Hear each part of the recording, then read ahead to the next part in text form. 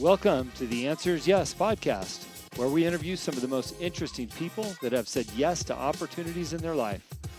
We hope that through these stories, you can learn to create your own destiny by saying yes along the way. Join us as we explore the new series covering topics such as passion, integrity, and hard work.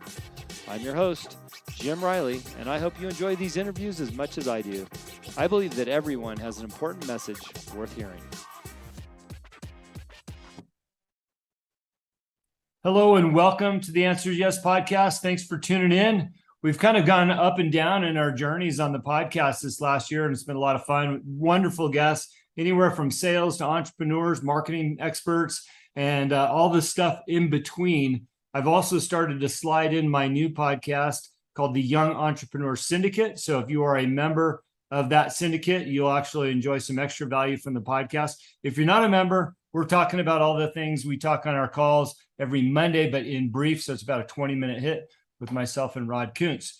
So as you know, this year I've been bringing entrepreneurs, people that have said yes to things throughout their life to the show, but at the same time, bringing a little extra value. And today I have Jeremy Delk on the line. Jeremy, thank you and welcome to the show.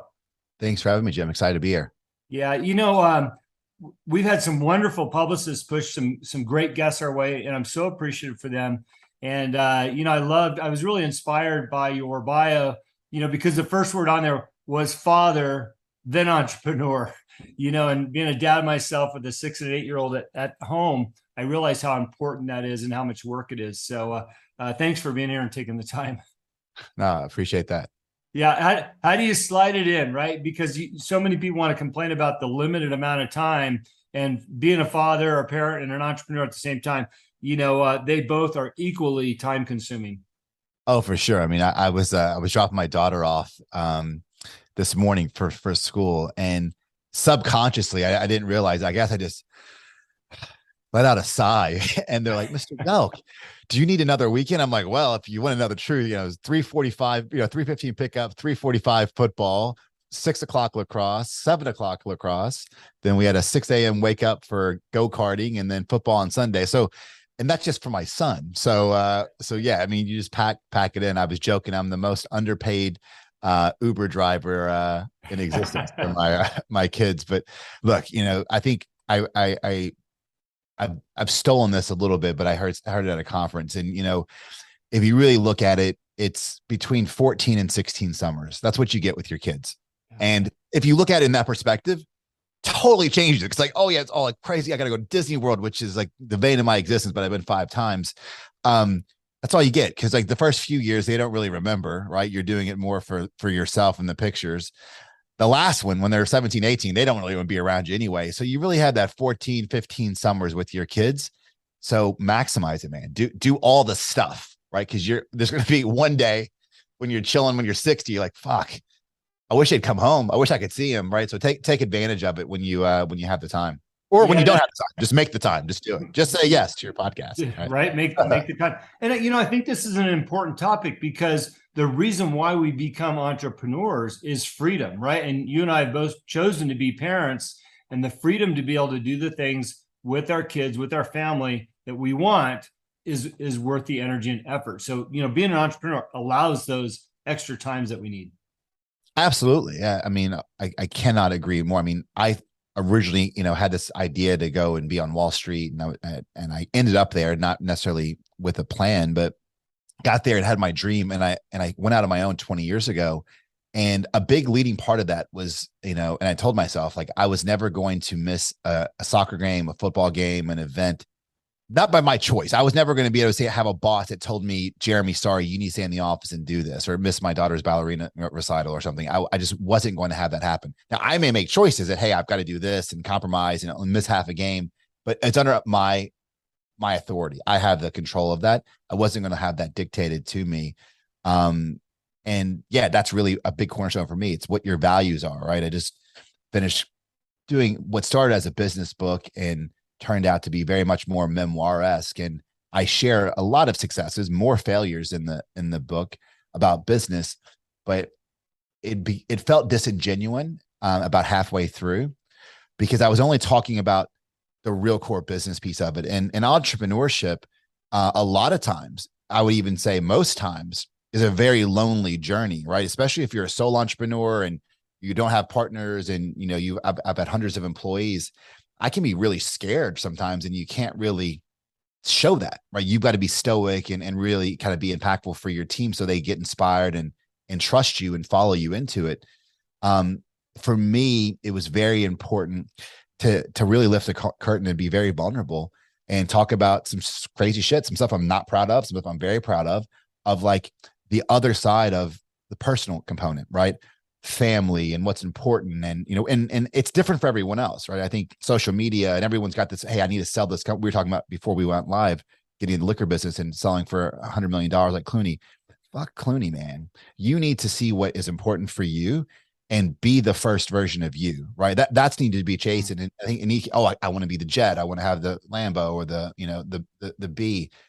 That you're chasing someone else's dream. And once you get happy with yourself, once you really kind of figure out, hey, for me, it's kids and it's family, and it's making impact and helping people, money follows. It really does. And it sounds cliche, but if you are doing the right things for the right reasons, even if you made mistakes, like, you know, tomorrow is the first day of the rest of your life, you know, and just focus on that. I think it's so important. And if kids are important to you or family, whatever it is that drives you, that passion will take you so much further than chasing something that you're not really excited about. Yeah, it's interesting you talk about that because, you know, with social media and oftentimes the things that we see around us, we're chasing somebody else's dream and they're probably chasing somebody else's dream, right? So whose dream are we all chasing, right? I Right. mean, I made a conscious decision to move out to Montana and be on a nice quiet ranch because that was what our family dream was. Right. Right. And it has, there's no Lambo in the picture, right? Right. It's funny because I think about that all the time. You know, if I wanted to drop a bunch of money on something, what would it be? It would definitely not be anything that I'm seeing on social media. Yeah. You know, it's things right around me, right? Maybe another cow or a horse or something. Right. Yeah, well, I mean, I can't agree. I mean, there was and I talk a little bit about this in my book, but like I went down a path of buying cars and the watches, and I still have some of these things, and I enjoy them, right? And it's something my 8.5-year-old son really connect over. He loves cars, he races go-karts, so we bond over it. So it's a cool kind of experience. But now I do it for that enjoyment, and it's the bond with my son. Mm-hmm. There was a time where I wasn't happy, and like the whole idea like money can buy happiness, it can't. It's like you're trying to fill a void that's not there. And through a bunch of therapy and everything, you got to work out really what is it that makes, you know, you tick and what's important for you. And like for me now, it's family, it's experiences. Like that's really it. Life experiences. And, you know, I live, you know, without a plan to have my book, but very much to your title of your podcast, say yes. Like I love learning. Like you don't know. And I'm just naturally curious. And I think anyone that's entrepreneur needs to stay curious, right? And you find yourself complacent going through there, you need to just say yes to the next thing, because now you're going to be exposed to something that you never knew. And that could be a new experience, good or bad, but it's still an experience, and you'll learn something and become, you know, more enlightened throughout that journey. You briefly suggested it, but you referred to values, and it's something that I talk about often is building your foundational element based on your values. And I quickly tell everybody my values in this order are God, family, health. That way I can enjoy my family, right? Time to do those things, giving back. And then my last value is business. And that's never treated me wrong. You know, if I follow those values, I'm always happy in the decisions that I've made. Talk to me about your values, or how you teach values to others that are looking at business opportunities or entrepreneurs. Yeah, it's a great question. I mean, I think now, you know, part of the reason that me putting this book together is, you know, a colleague of mine kind of said, you know, I've been at business for 20 something years, and it's easy to me, mostly business, right?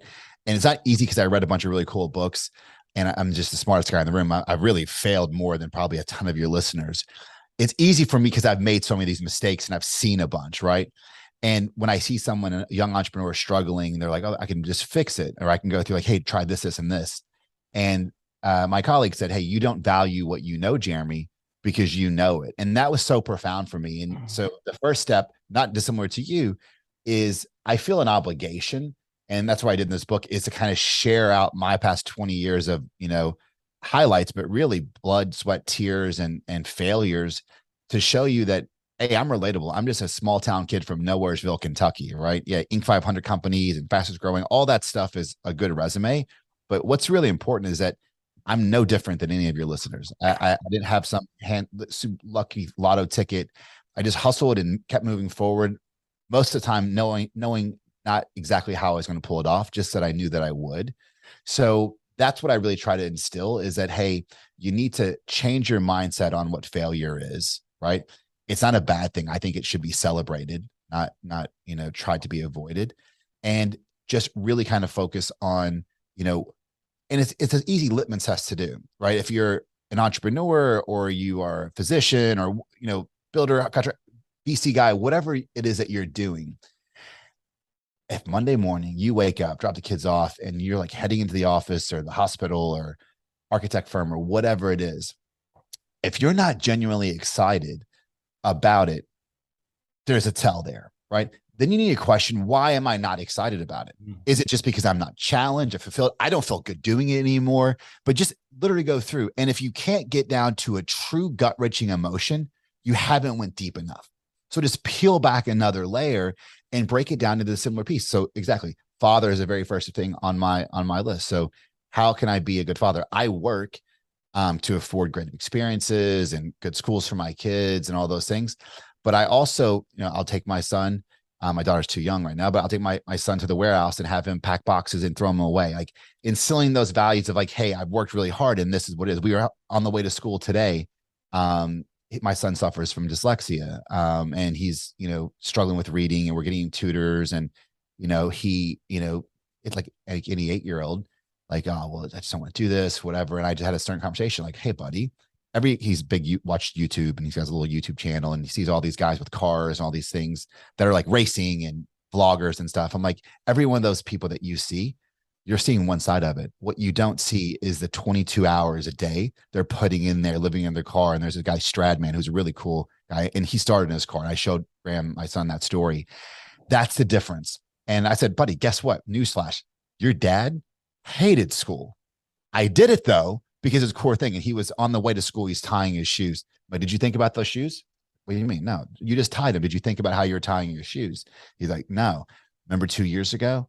It would have taken you the whole right, and I would have ended up doing it for you. Now you are you're unconsciously conscious on how to do that. You just know it without doing. Learning what you're doing now is a life skill to go through. It sucks, and you may not enjoy everything. Some things are meant to be hard, but you still have to do them. It's those lessons where you can just speak to them like an adult. That I think that is how you do it. You can't. There's no handbook. Just like be honest. Like, hey, that 9-year-old, 8.5-year-old is having the same problems on a smaller scale as an entrepreneur. You have to do the shit that you don't like sometimes, but you just still have to do it. It's not a choice. You just got to say yes and just get through it. Yeah, that's a great reminder, because things are hard, and it is hard to be in business. And we often think that it's, once you get your business going, you're making some money, that the rest is going to be easy street. We forget about the 22 hours every day that needs to be put in to maintain what you've created, right? It brings me to one of the topics I saw in your bio there, and that was action over planning. So many people want to plan out their business and they forget about the action part. And I'm constantly reminding them, like, I can only do so much to help you. Eventually, you have to generate the action side of it. So love to hear your thoughts on that. Yeah, for sure. I mean, I think, this paralysis by analysis, and you hear it all the time, cocktail parties, man, I got this great idea, Delk, it's going to be so cool. And then that's at a Thanksgiving party. Then I see him at a Christmas or Hanukkah party, and they're like, yeah, it's still great. I'm like, cool, what have you done? So I thought, well, nothing. But I'm like, well, fucking just do something. And I'm an all-in guy where I just would just leap and just go through and really figure it out. I'm wired a little bit different than everyone else, but I don't think that's a bad thing, by the way. But I think there's so much there that you can't plan for everything, right? I mean, show me anyone in 2019 that had planned for a global pandemic. It's not fucking anybody planned for that. You can't see it coming.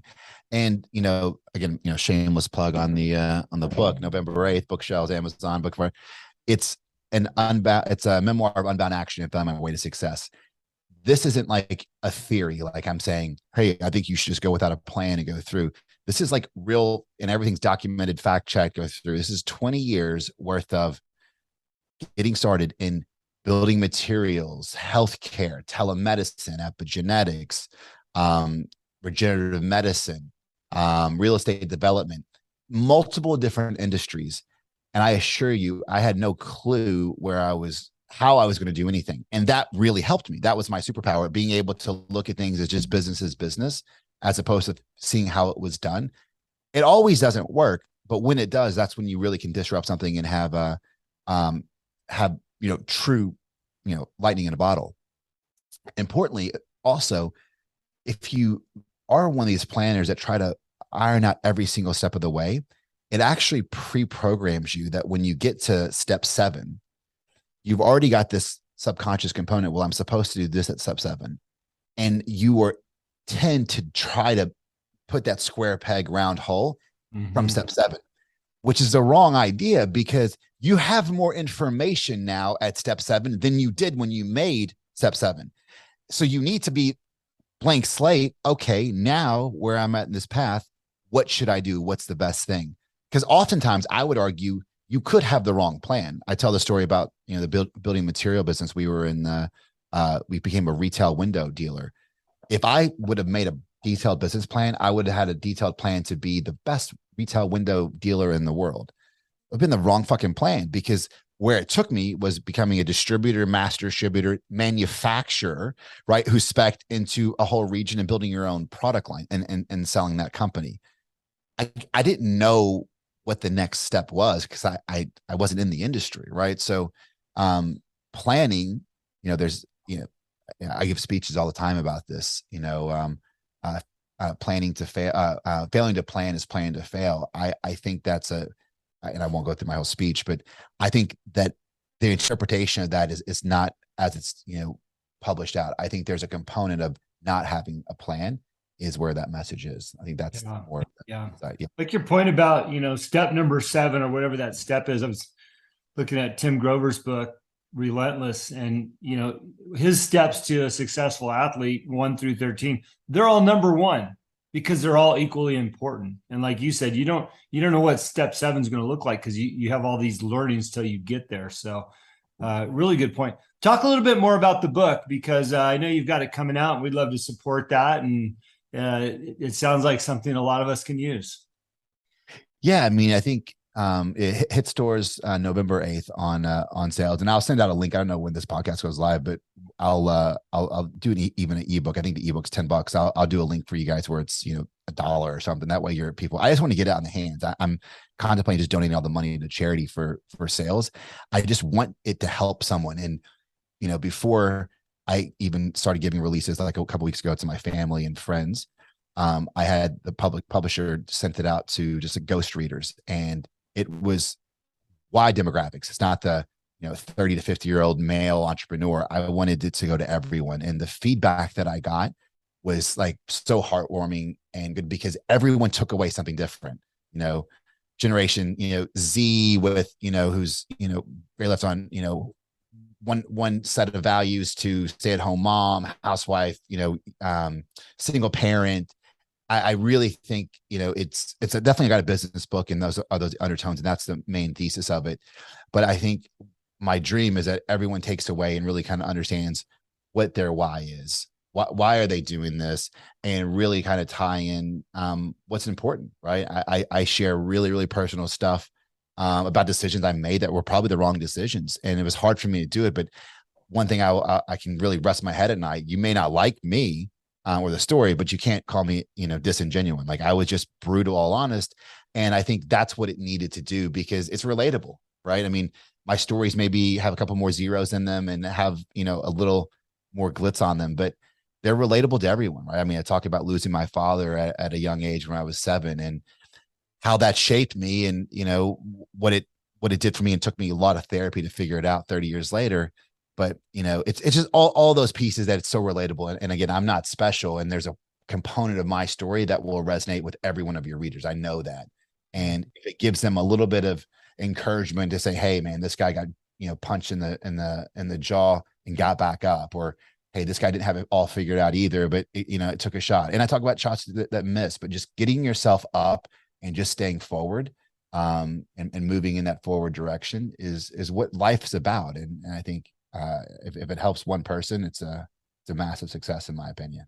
It's a win. And when I look at a book, if I can pick up one thing from that book, it's worth the investment of time and money or whatever it took to get it. So thanks for putting something out like that.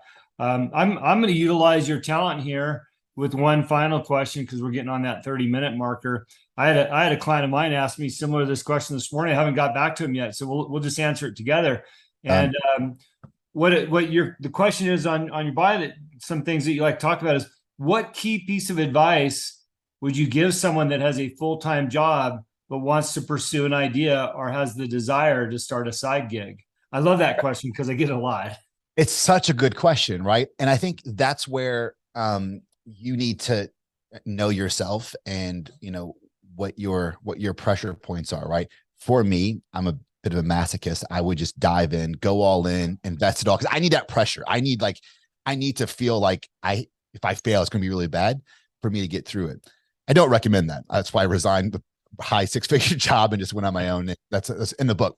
So first is figure out what your comfort zone is, right? So whatever the idea is, and if it's, what would hurt you, and give you confidence, but not devastate you, right? So if it's got to be more than this. Ask my friends if you think it's a good idea. Maybe it's $1,000 investment to do a prototype, or maybe if you don't have the money, it's being vulnerable and doing a social test and getting feedback to everyone on social media, putting yourself, just figure out just what that piece is that's uncomfortable enough for you to do where you feel it. But if you can have that step and then define success or failure. And I do that every business. So, hey, I've got money to invest. And then in 3 months, if I can do insert this, then I will go to the next step or, reevaluate. So that 2-month goal, 3-month goal, 30-day goal, whatever it could be, if I insert whatever the action is, spend $10,000 to get a prototype, or do a focus group to all of my friends if people don't like me and see this is what I want to do, or write, a thesis on a white paper, what I want to try and accomplish. And if I get feedback that's more than 51% positive, or 3 people buy it or whatever, then I'm going to take the next uncomfortable step, which may be $20,000 investment or going through. Then you have to do that confidence. Why I've been relatively successful in my career is I've handled some big blows, and I remind myself, shit, yeah, this sucks. And I really hate it right now. I don't like it, but I was in a similar situation and I did get through it. That's like riding a bike. You get more and more confidence as you do more. So that's a way to kind of figure out what's a little bit uncomfortable for you, but it's not going to devastate you. You're not going to lose your house and put your family at risk. Make it a little bit uncomfortable, go through and just make an action, start, do something, and then evaluate and move on. Small steps lead to big accomplishments. Yeah. Great advice. Jeremy, thank you for being on the show, spending some time with us. Good luck with your book. I'm looking forward to reading it. Look, we all need we need something, right, to give us that support and get us off the ground and running. And your experience and background is certainly going to add value to our life. So I really appreciate that. Thanks for having me. Really appreciate it. Be well, Jim. Cheers. Thank you for listening to today's show. It is my pleasure and honor to interview all of the guests that have been on the Answer is Yes podcast. If you have enjoyed the show, please go on iTunes and subscribe, give a rating, or simply tell a friend about the show. We also believe in the message of our guests and the positive influence of their stories. As my own mentor and coach, David Meltzer, has taught me, spend some time every day thinking and writing about the things in your own life that you have more than enough of. You will find out how blessed we really are. Please visit my website, livelifedriven.com, for the latest updates about me and what I'm doing. Plus, I post a monthly blog about the many topics on this show. This podcast can also be found there. As I learned early on in life, what you believe is what you will achieve.